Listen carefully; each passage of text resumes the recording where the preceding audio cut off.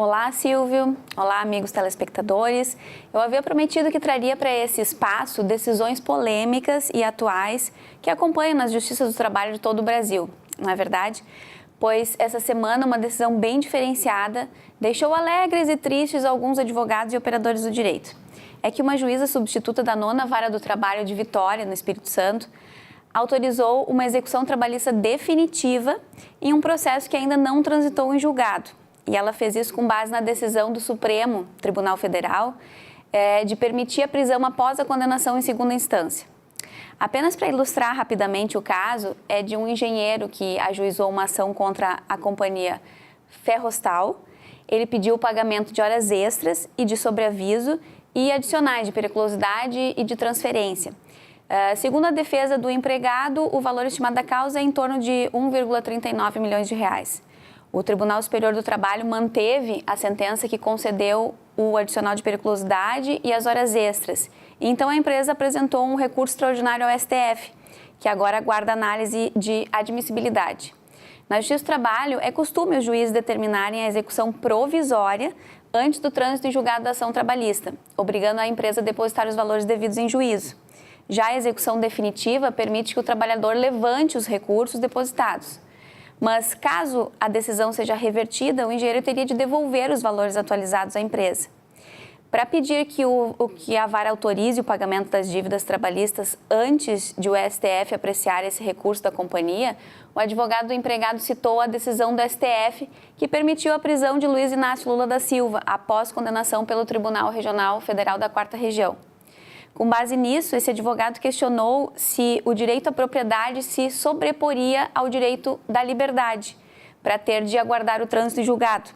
Nas palavras do advogado, aspas, se a empresa ganhar no STF, o empregado teria que devolver os valores, mas se o Lula for inocentado, não se devolve a ele a liberdade. Se a justiça prende sem ter julgamento definitivo e corre o risco de deter inocentes, então por que não se corre o risco também de fazer o pagamento, afirmou ele. De outro lado, o advogado que representa a empresa argumentou que as matérias de direito penal e trabalhista não se confundem. Ele sustenta que a lei determina que a execução trabalhista ocorra de forma menos gravosa para o devedor. E, nesse caso, a juíza teria aplicado um procedimento contrário a esse princípio. Aspas, é uma tentativa de transformar a execução provisória em definitiva, disse o advogado da empresa. Mas e a juíza o que disse? Para a magistrada, o entendimento do STF sobre a execução da pena após condenação em segunda instância também se aplica à Justiça do Trabalho. Segundo ela, esse entendimento deve ser estendido à execução trabalhista quando superadas as instâncias primárias, possibilitando a alienação de bens da empresa devedora com o pagamento dos valores devidos ao credor, já que esses recursos aos tribunais superiores não têm efeito suspensivo, sendo ainda evidente que o direito à propriedade não se sobrepõe ao direito da liberdade. Estudiosos do direito dizem que o posicionamento do Supremo abriu caminho para decisões como essa, pois se nem a liberdade, que é o nosso bem maior, foi capaz de ser tutelado pelo trânsito em julgado, o patrimônio também acaba ficando prejudicado, pelo menos do ponto de vista argumentativo.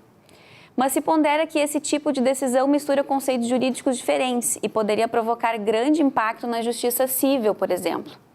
Pois, se um banco passar a executar devedores em segunda instância, nós teríamos pessoas sendo privadas do patrimônio de maneira não definitiva, gerando grandes prejuízos, principalmente se isso for anulado nas instâncias superiores. Bem, na minha opinião, não resta dúvida de que esse pedido do advogado do trabalhador, assim como essa decisão da juíza, é estratégia, que se presta mesmo a gerar polêmica, para afrontar, para fazer o STF pensar na extensão da decisão que foi tomada em desprestígio à Constituição.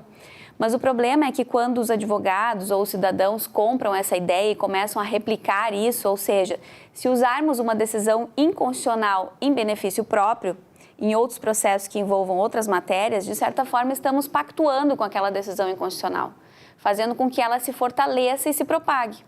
E isso não é bom, concordam? Porque a ideia que a Constituição prevaleça e que sejamos contra esse tipo de posicionamento do STF, então nós podemos usar esse tipo de decisão que julgamos inconstitucional. É lógico que não, não é?